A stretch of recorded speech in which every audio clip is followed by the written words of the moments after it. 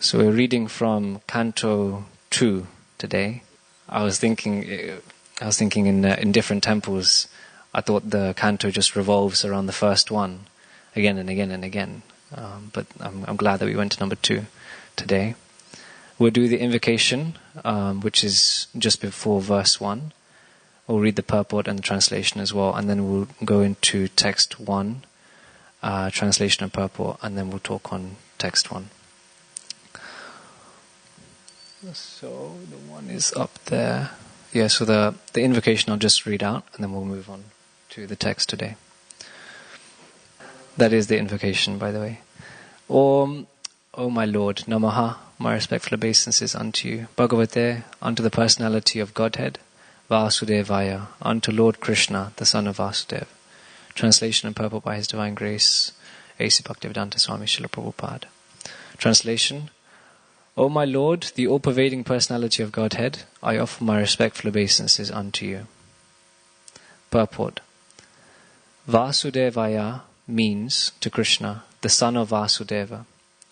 Since by chanting the name of Krishna, Vasudev, one can achieve all the good results of charity, austerity, and penances, it is to be understood that by the chanting of this mantra, Om Namo Bhagavate Vasudevaya, the author or the speaker or any one of the readers of Srimad Bhagavatam is offering respectful obeisances unto the Supreme Lord Krishna, the reservoir of all pleasure.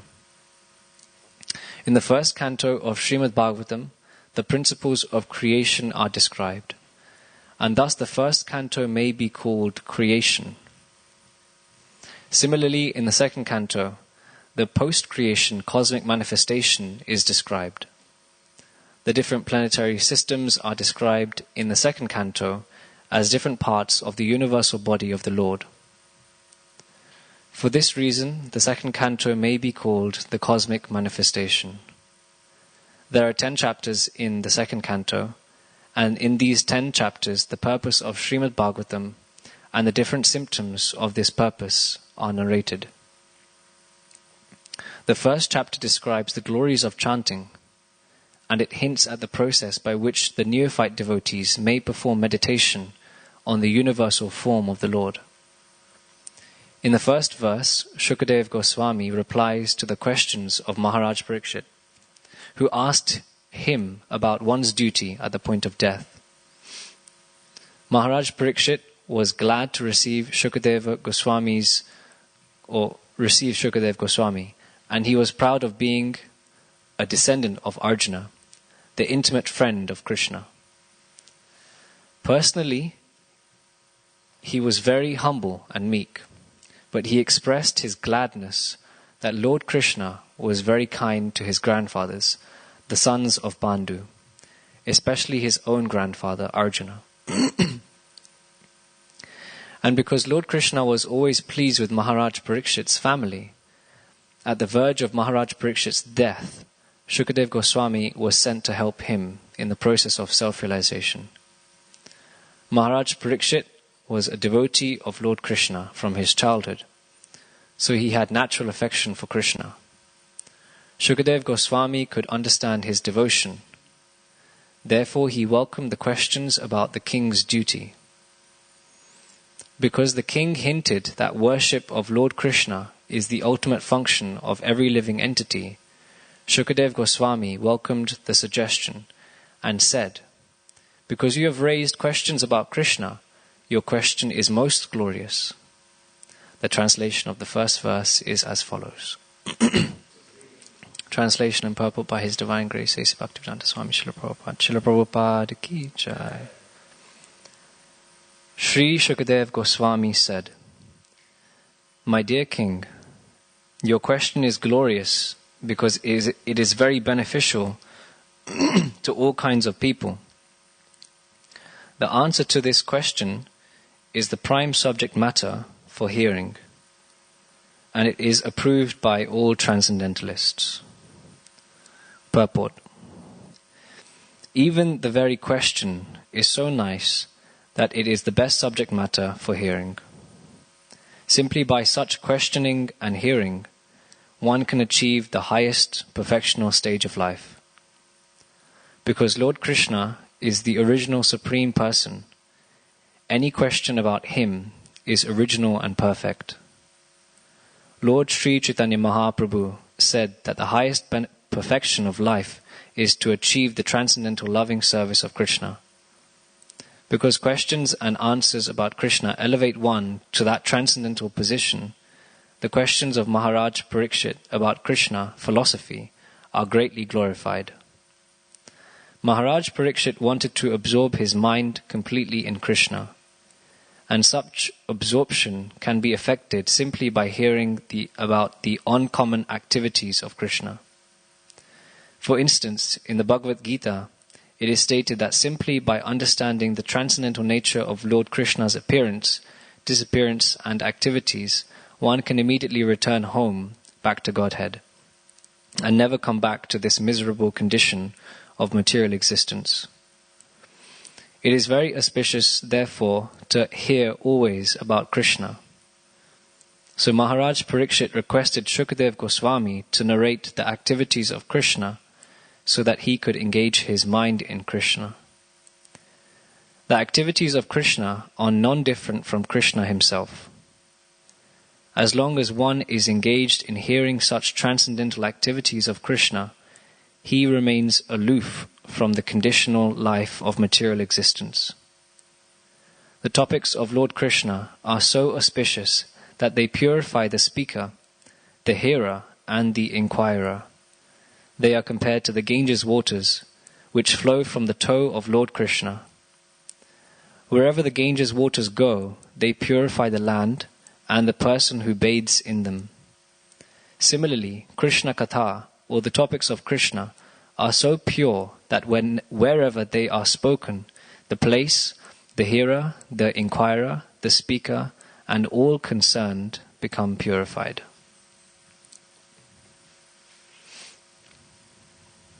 Om Jnana Timbrandasya Jnananjana Shlakaya Chakshuranmilitam Yena Tasmai Shri Gurave Namaha Shri Chaitanya Manobishtam Stapitam Yena Bhutale Swayam Rupa Kadamayam Dadati Svapadantikam Vandeham Shri Guru Shri Yuta Padakamalam Shri Gurun Vaishnavamscha Shri Rupam Sagrajatam Sahagana Raghunatan Vitam Tam Sajivam Sadvaitam Savadutam Parichana Sahitam Krishna Chaitanya Devam Shri Radha Krishna Padan Sahagana Lalita Shri Vishakan Vitamscha He Krishna Karuna Sindhu Dinabandhu Jagatpate Gopisha Gopika Kanta Radha Kanta Namostute Tapta Kanchana Gaurangi Radhe Vrindavaneshwari Vrishabhanu Sute Devi Pranamami Hari Priye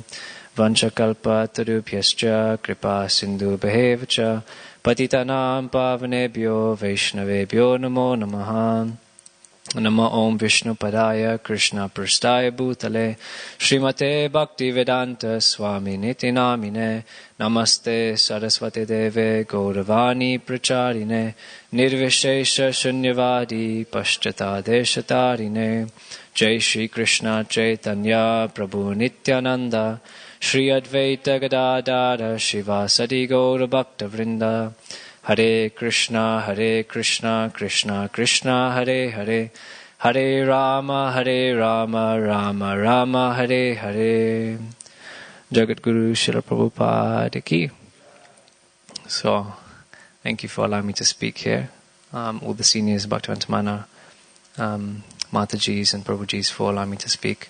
I ask for your blessings also to speak something of value and purification. This is a big honor to be speaking on the second canto, first verse, invocation. This should be done by someone who's really qualified to introduce the second canto, Cosmic Manifestation, and to give a recap on the entire first canto. So I'll try my best, but I'm just going to try and give some reflection of Srila Prabhupada's purport and the translation. So from what I got by reading this verse, text 1, is that there are two types of questions.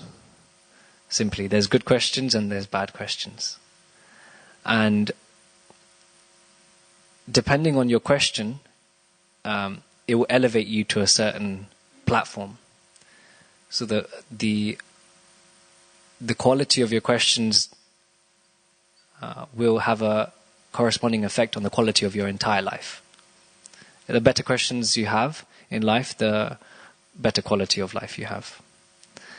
And Srila Prabhupada says in the first part of the purport that even the question is so nice, that is the best subject matter for hearing. And that's quite an interesting thing. I'll try and come back to that later.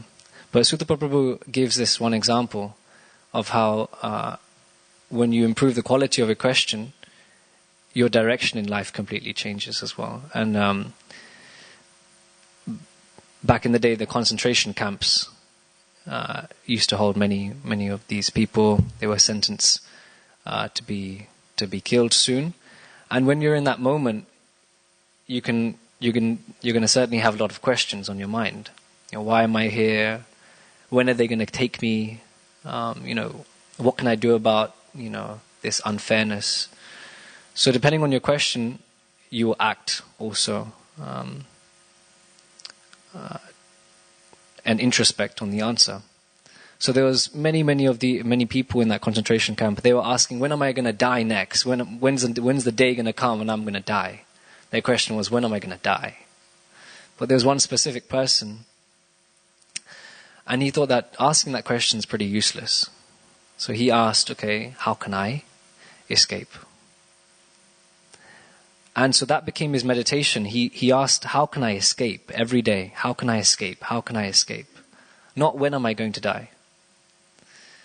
And because he was meditating on it, his consciousness was on escaping. And therefore when he saw an opportunity, he saw a cart full of dead bodies. Because he was asking that question, his intelligence told him, okay, jump on those piles of dead bodies, and that's your escape. So he jumped over the fence. He went on the piles of dead bodies. They didn't recognize him. I think Sutta Prabhupada mentions he's climbing underneath the dead bodies to get to the very bottom, so he's secure. And he makes it out. He escapes the concentration camp, and he is apparently the only one who escapes the concentration camp because of his questioning.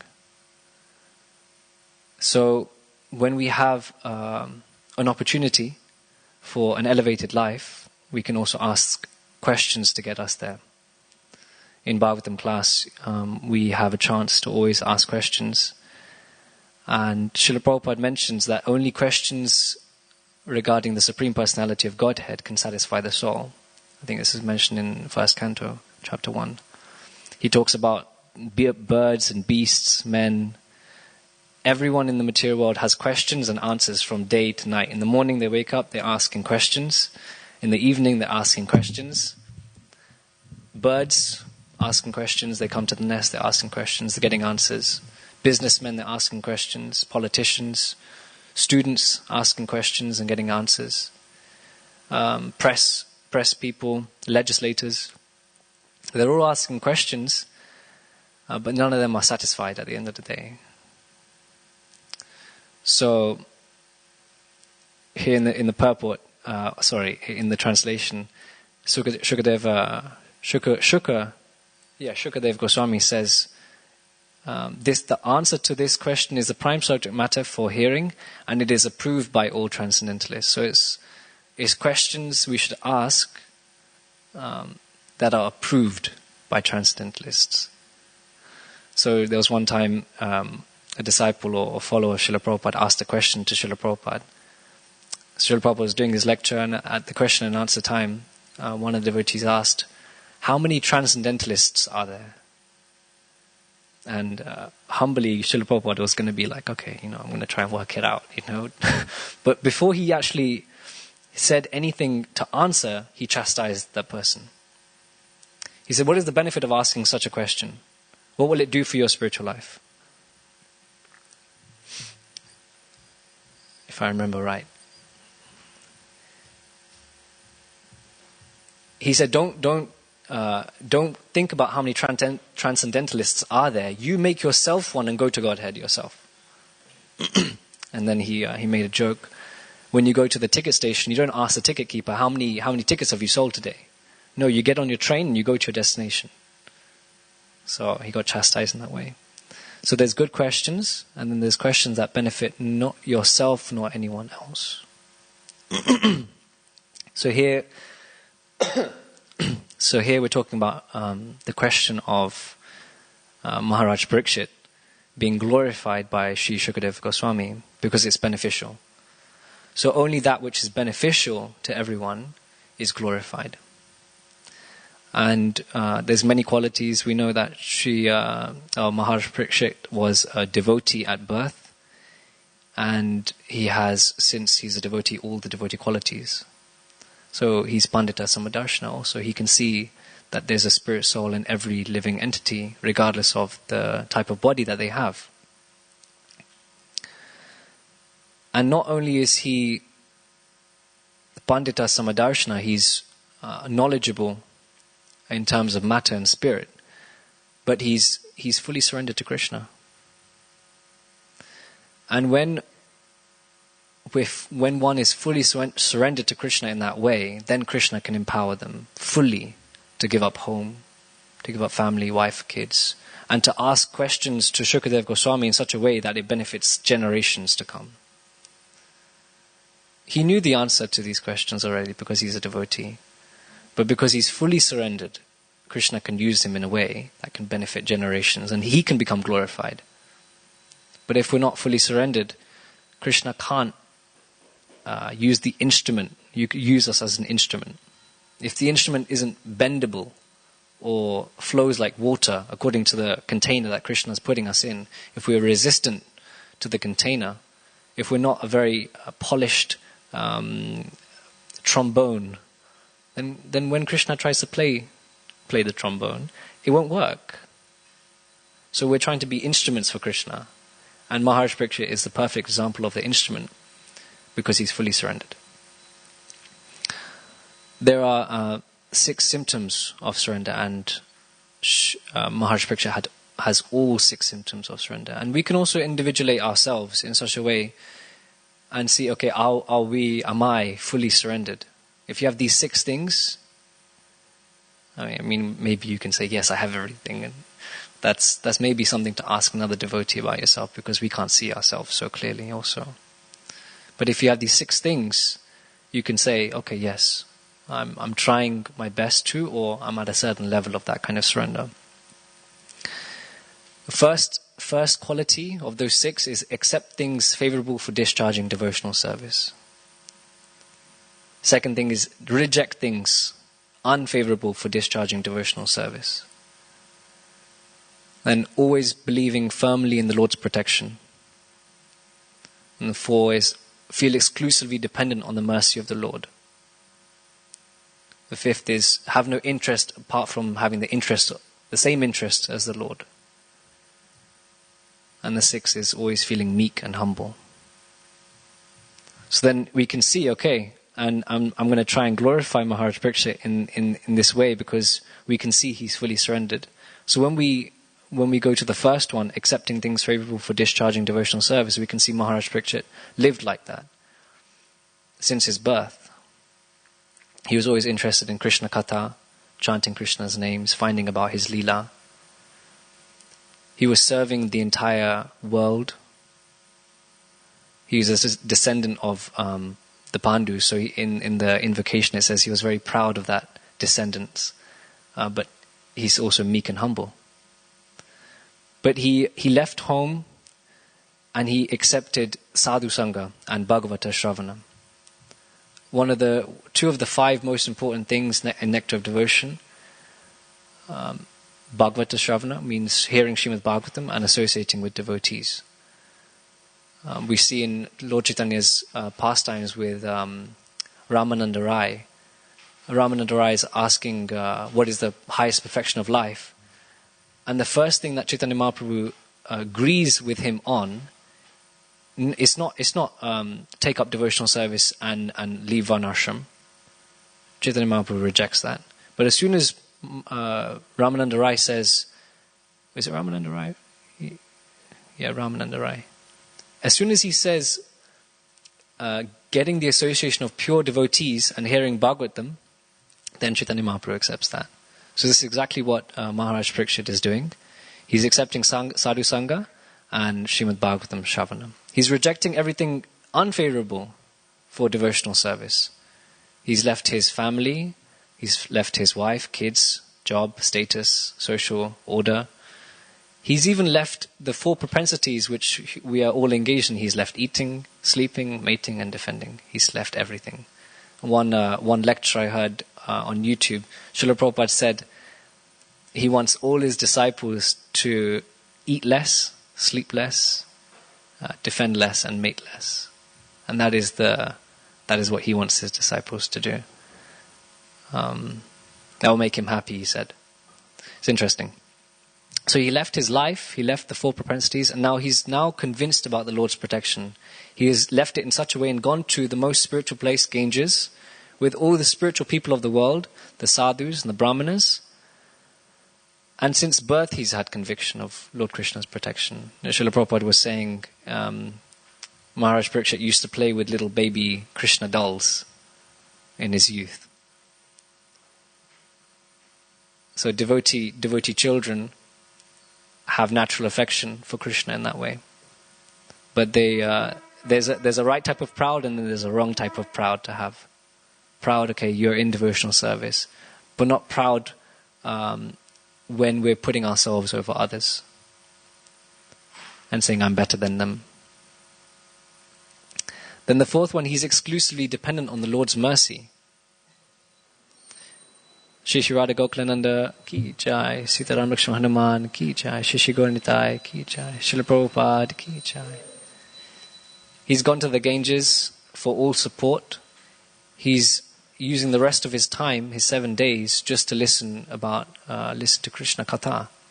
He's fully, exclusively dependent on the Lord's mercy. He knows that nothing else can save him. He's not endeavoring to do anything. All he's doing is giving his ear to Krishna Katha. He's not doing anything but that. He's left all other duties. He's just exclusively dependent. Like Krishna, if I just hear your stories, that's all I need right now. And he has no other interest than the interest of the Lord also. He's asking these questions. Srila Radhanath Swami Maharaj says, Maharaj Parikshit is asking these type of questions so we can imitate him. We can imitate him. He's asking such profound questions, such valuable questions for generations to come, so we can imitate those kind of questions. We can improve our quality of life as well, in a safe way. And he's meek and humble, as mentioned in Srila Prabhupada's purport. So there was a contradiction. How could you be proud yet meek and humble? I'm not sure. But I heard a lecture where you can be self-confident and still humble. And the way we do that is in our own journey of spiritual life. If we're trying our hardest, and if we're seeing results every day, we naturally get self-confidence. But when we compare ourselves to other devotees and we see how terribly we're performing, then we become humble. But self-confident still, but humble. So you can do that through introspection. So only when one is so surrendered, Krishna can engage him in such a service as Maharaj Parikshit is engaged in. And when I was in D-Land, I was getting training by His Holiness Bhakti Prem Swami Maharaj. And there's just teenager boys just like we are. We're young, and Maharaj is sitting at the front of the class, and we're behind him. And we're listening to a lecture by His Holiness Bhakti Charu Swami Maharaj. And after the lecture, Maharaj asks, is there any questions? And so the boys don't say anything. So we're like, okay, yeah, we kind of understood what's going on. Maybe, at least for me, I was like, okay, I understand, kind of thing. I can kind of picture what's going on. And then Maharaj asked a question. Bhakti Prem Maharaj asked a question. It was a question, I'm not sure, I forgot what it was about. It's just a simple question just about bhakti. How we can perfect our lives in bhakti. I think something along the lines of that. I was thinking, what kind of question is that? Like, everyone knows how to do that. He just gave a lecture. in my mind, I was like, we know how to do that. You can chant Hare Krishna. There's so much pride in my head. But as soon as he asked such a simple question that even he knew the answer of, it facilitated Bhakti Charaswami Maharaj to elaborate further on the subject matter and extract more secrets from the Bhagavatam. And when we have those secrets, we can refine our intelligence through asking these questions that even we know ourselves. Chaitanya Mahaprabhu, on the Atmaram verse, he explained it in 64 different ways. So there's not just one way of understanding one verse. You can explain it and take out all the essence in 64 ways. That's a challenge for every Bhagavatam speaker. I can't do that myself. But it's not just one answer for one question. Many, many answers, many, many angles. Just as we learn shlokas, we should go up, down, left, right. In Bhakti Shastra, we're learning, okay, we shouldn't just go, one after the other. Backwards is good. Jumping from one to the other. See, like this. So then, if we do that, our intelligence becomes refined. We can see in the middle of the day, okay, now I'm remembering these shlokas, they're all in my head. You start meditating on it. So the more angles you have, the more facility it gives you to meditate on those topics of Krishna. So that was just to emphasize, I think the devotee who gave Bhagavatam class, he said, even if you know the answer, just ask. Never hurt. Arjuna asked, he knew all the answers.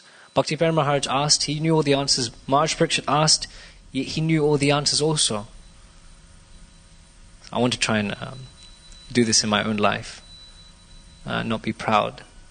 But just to ask and facilitate Krishna consciousness, to get more of a grasp of the subject matter. These kind of questions and answers are so potent for our spiritual life because they're not on any material level. Golokera Premadani Harinama Sankirtana. It comes from the spiritual world immediately. It comes from Golok Vrindavan, these kind of subject matters about Krishna. Krishna's name, form, pastimes and Leela comes straight from Golok Vrindavan. So when we access that kind of realm, we can induce our consciousness there as well. That's why these questions, you can have questions, and for 7 days you can answer these type of questions, because it's not tiring. Nectar of Devotion, we learn that material subjects are very, very tiring. If you say mango, mango, mango, mango, mango, mango, you'll never feel satisfied as if you've eaten a mango.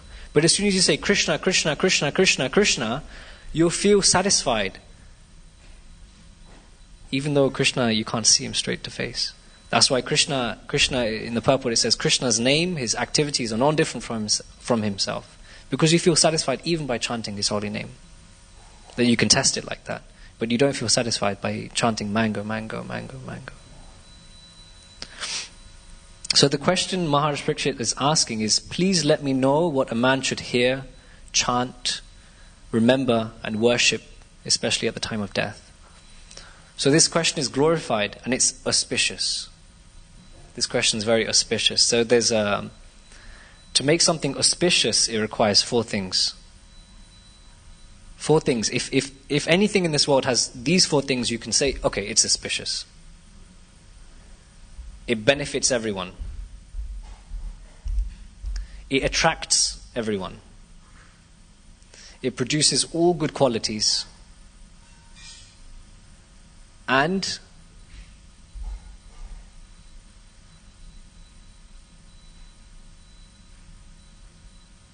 I think it's just here. And it bestows superior happiness. Superior happiness. Sorry, I had a brain freeze. It bestows superior happiness. So these kind of questions, so why is this question glorious? Is because it has the aspects of all these 4 categories. It is benefiting to everyone. As Srila Prabhupada said in the purport, wherever they are spoken, the place, the hearer, the inquirer, the speaker, and all concerned, the readers, are also purified. So it benefits everyone, even the place, the people who bathe their intelligence in this topic, in these questions, they're also purified. Janma karma chame divyam evam yo vedi tattvataha tyaktva deham punarjanma naiti mamiti sarjana. One who knows the transcendental nature of Krishna's activities, disappearances and appearances. What was the ending of the verse? Yes. After leaving this body does not return to this material world, but they return back to me. So it's benefiting everyone to ask these kind of questions about Krishna's Leela, about Krishna's activities, about his appearance and disappearance. Because you will, after death, you will not come back to this material world, but you'll go to Krishna. So even if a lecture, like in Bhakti Charamaj, when we were traveling, he gave Bengali lectures. And I was thinking, I was at the back of the lecture, I was like, what? I was feeling so disengaged. I was like, what am I doing here? Can I get anything out of this? Shall I, I'll just be here to, give Maharaj moral support. I'll act like I've understood everything. And then one of my godbrothers said, even if you don't understand the language, this transcendental vibration is so auspicious. Even if you don't understand the language, even if you're not eager to hear it, the transcendental vibration of Krishna Katha, especially from a pure devotee, is so auspicious because it has these 4 categories. But a business person or a businessman can only help himself and a few other people who are in charge of that business. But this Krishna Katha will help everyone. So it benefits everyone. So the business is not auspicious, depending on what business it is. Material business is not auspicious because it's not benefiting the entire world. Unless it does. That's for your research to find out. But this question is benefiting everyone. Generations after generations. Why? If everyone knows the verse. Cheto darpana marjanam bhavamaha davagni nirvapanam Shreya Kairava Chandrika Vitaranam Vidyavadu Jivanam Anandam Buddhivartanam Pratipadam Purnamita Svadanam Sarvatma Snapanam Paramvichayate Shri Krishna Sankirtanam. All glories to the Shri Krishna Sankirtana, which cleanses the heart of all dust accumulated for years and extinguishes the fires of conditioned life or repeated birth and death. This Sankirtana movement is a prime benediction for humanity at large, benefiting everyone. It is attracting everyone. This kind of question that Maharaj Parikshit is asking is attracting karmis, jnanis, yogis, children. Even the animals in Jharkhand forest are attracted by Krishna's Katha, Krishna's Leela. The children also attracted. Srila Prabhupada said, no one in this world can reject and not take part in the Sankirtan movement. Everyone is attracted to Krishna Katha. Karmis, jnanis, yogis, everyone. They're so full of nectar. Nam namakari bahuta. They produce the nectar for which we are always anxious. They also produce good qualities. These type of questions is glorified because they produce all good qualities. There's some Gurukuli boys in Mayapur, and I think I've mentioned one time before. One CEO of a high corporate job came to the Gurukul and saw, okay, what kind of education system is this? So she was taking notes. She met the temple president of the Gurukul, and she observed the boys. And after a while, she gave her verdict to the temple president. She said, I can take any one of these boys, I can put them in my position in the corporate company, and I will be happy. They have all the good qualities that they need to take over my job. Because they're devotees. So these kind of questions and these kind of answers produce all good qualities. And it bestows superior happiness. Why? Because we get to go home and have eternal happiness. Devi hesha gunamai mama maya duratyaya mam evam vyepapadyante mayam etam tarantite. This divine energy of mine is very difficult to overcome, but one who has surrendered unto me can easily cross beyond it. So surrender. Through this surrender, through these questions and answers, we can become better instruments of Krishna. We can also become surrendered, just like Maharaj Parikshit. And with that surrender, we can cross over the material existence and reach eternal happiness. I'll just finish up soon, but before this second verse of Sikshastakam Nam Namakari Bahuda Nija Sarvashaktis Tatrar Pita Nayamita Smaranena Kalaha Etadashita Vakripa Bhagavan Mamapi Durdeva Medrishtam Hejani Nanuragaha. It gives the satisfaction of the soul. We're searching for that satisfaction. And because the holy name in Krishna Katha gives us that satisfaction, it can be compared to watering the root of the tree, instead of trying to water the leaves of that tree. When we're connected to Krishna in such a way, we can feel satisfied. There's some pictures on Google, and I was trying to get pictures of how if you serve the finger, or at least if the finger wants to enjoy the food, you will never be satisfied. But as soon as you give the stomach the food through the mouth, you'll become satisfied. So I searched on Google, because I had to do this transmigration for the Bhakti Shastri, and I was searching, playing with food. And you get all these types of children who are just like, got food on their head, and they're playing with broccolis and pastas, and everything's on their mouth. They look happy, and it would be ecstatic to do that, but it would not satisfy your soul. It's not going to satisfy your soul. So it depends what kind of happiness you're interested in. But we know from this verse we're interested in that nectar for which we're always anxious for, that nectar for which we're looking and trying to experience in everything around us, maybe in Mahaprasad, devotees, deities, everything. And this ISKCON is the only place where you can get that rasa fulfilled. So ask questions, even if you know the answer. Ask questions that are going to be beneficial not only for you but for everyone else. And let's try and learn something about Maharaj Parikshit's life and shine the instruments of our devotional service so Krishna can use us in the way he wants to, not in the way we want to be used, not in the way we want to serve, but in the way Krishna wants to use us. And always chant the holy name of the Lord, Kirtaniya Sadahari, and in this way we can go back to Godhead. Hare Krishna, Krishna Krishna, Hare Hare, Hare Rama, Rama Rama, Hare Hare. Grantaraj Srimad Bhagavatam ki jai.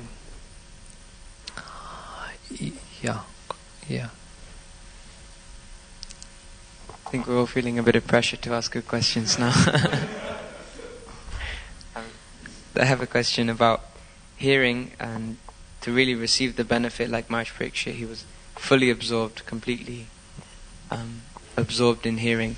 So I was wondering for us if you have any guidance or tips on how we can become more absorbed in our hearing and in all of our devotional practices.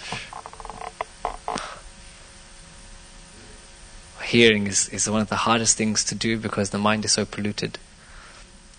Even the senior devotees, whenever we ask them, our mentors, we're asking how to chant the holy names with attention, and they say we're also struggling. And it hurts. At least it hurts me to hear everyone is struggling with this one problem of attentiveness, of hearing. I think Brahmananda Swami Maharaj said the most difficult service he's ever given by Srila Prabhupada is not to build temples, is not to preach all over the world. It's just to chant the Maha Mantra properly with attention. The most difficult service. So it's demotivating to an extent when you hear something like that, because you can hear, oh, wow, maybe they're humble. And I'm sure they are humble. They're probably like, psh. But at least for me, it's like, wow, we have such a huge way to go. And with that demotivation, we can be motivated. And only when we're motivated to be attentive, that's where attentiveness comes. I think the book by Shri Maharaj, Sankalp Kaumudi, it starts attentiveness, then determination, mood, and then prayer. If I remember right. Sam Prabhu, thank you for that. So actually, I was thinking, and I asked many questions of how to be attentive in the first place, and it comes from determination. Actually, if we're reading in the Living Name book, you have to perpetually, again and again, bring your mind back to the mantra. So I think in the same way, it comes with hearing in Bhagavatam class. Perpetually, with determination, bring your mind back to the words of the speaker. Perpetually with determination, again and again and again. you can see how the senior devotees are out also listening. Their eyes are fixed. There's just the speaker and there's their notepad, potentially. Their eyes are fixed. They're not on their phones. They have no distractions. They're not talking to anyone. They're in the front of the class. They're not at the back. With that determination, no offense, Hare Krishna.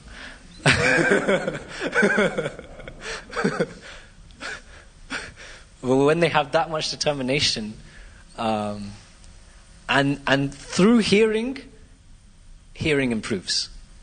Where they say as soon as you hear one Mahamantra clearly, it's easier to hear the rest. So as soon as you hear something clearly and you cling on to that attentiveness, slowly, just after practice, it should improve. So that's just determination. I can reflect. It's okay. Yeah.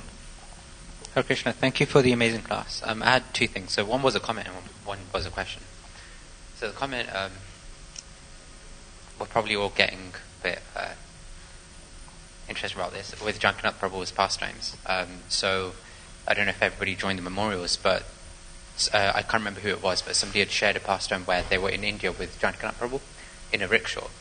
And Jagannath Prabhu knows the answers, but he was just asking the Vrajavasi in the rickshaw around, like, oh, do you know who Krishna's consort is? Do you know, like, the pastimes and stuff like that? Just talking about Radharani, like, very basic, simple questions.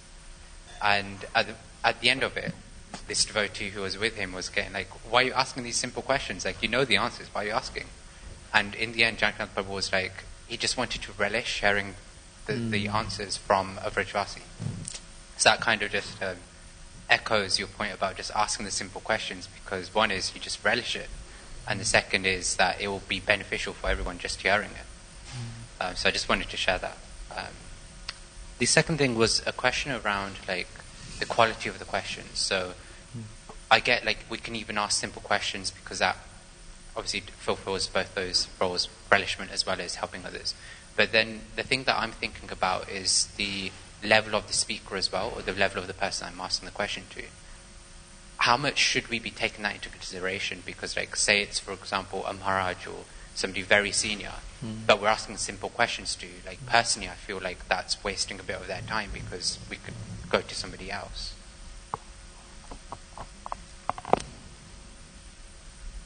Yes, good question. I think in Canto 1 and in Bhagavad Gita, in the verse talking about surrendering to a guru, I think Srila Prabhupada talks about how to ask questions. He says, ask questions that are to the subject matter. He asks questions that are not challenging, and ask questions that are in great respect for the speaker. And if I miss any other qualities, I apologize. But those main things.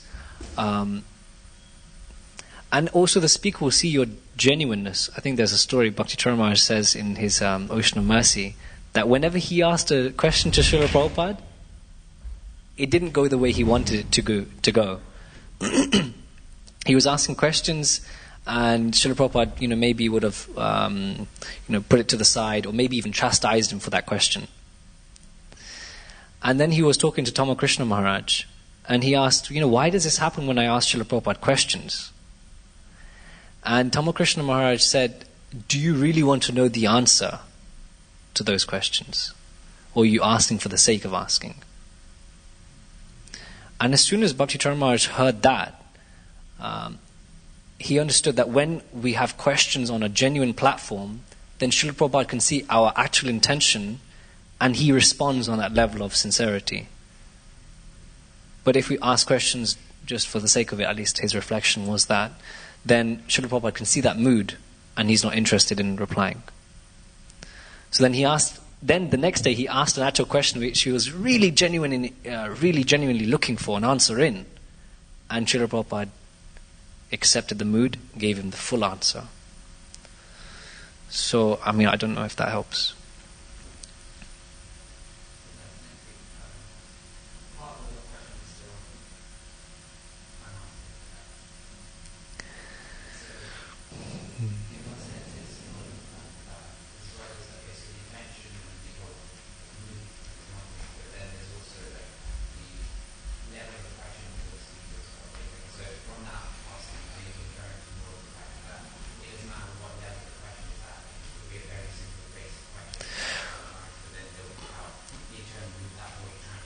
Yeah. I think, for example, if on a neophyte level, you may have the most basic questions.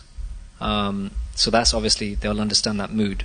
But if they can see that you're not doing it for the benefit of others, or you have a challenging mentality, or you actually have a desire to see another angle, swamis or gurus can normally test the mood or the sincerity. For me, I can't do that. I just answer based on face to face. But I think there's a level of sincerity that they judge on. So asking questions that you're genuinely interested in never can go wrong. Can never go wrong. Unless you're not interested in the answer, or it's done in a challenging mood, or without respect for the speaker, or away from the topic, then not going to be answered, I don't think. But every question, as mentioned here, and it mentioned in other classes, again, if it's for the sake of asking, don't ask. But if you have a genuine interest to facilitate everyone, if you have a genuine interest to facilitate more topics, if it's genuine, then they can see that, and because they'll know that the benefit is there, even if they know that you know the answer, they'll do it for the benefit of everyone else. I think.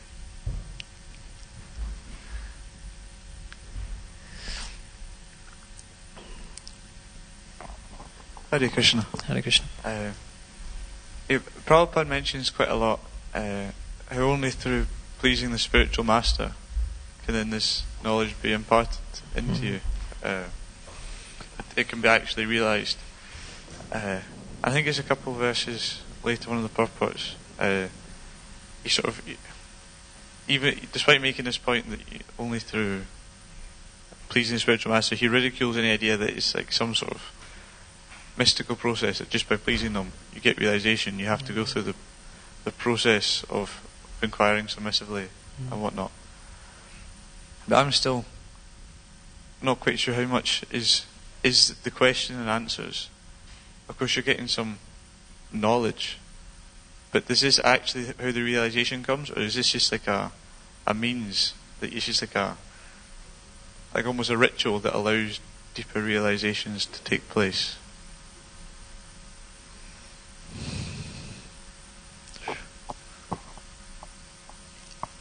Just to understand if the question is correct, is to get advancement, we need to serve Guru. So how beneficial are these questions, and how much realization will we get from these questions, or how much advancement will we get from these questions? Is that the question? Yeah, and how much? Because if you get an answer to one question, this maybe deals with one specific situation, but you see advanced personalities, they have the realization that they apply Prabhupada in all of their aspects of their life, and how this comes about.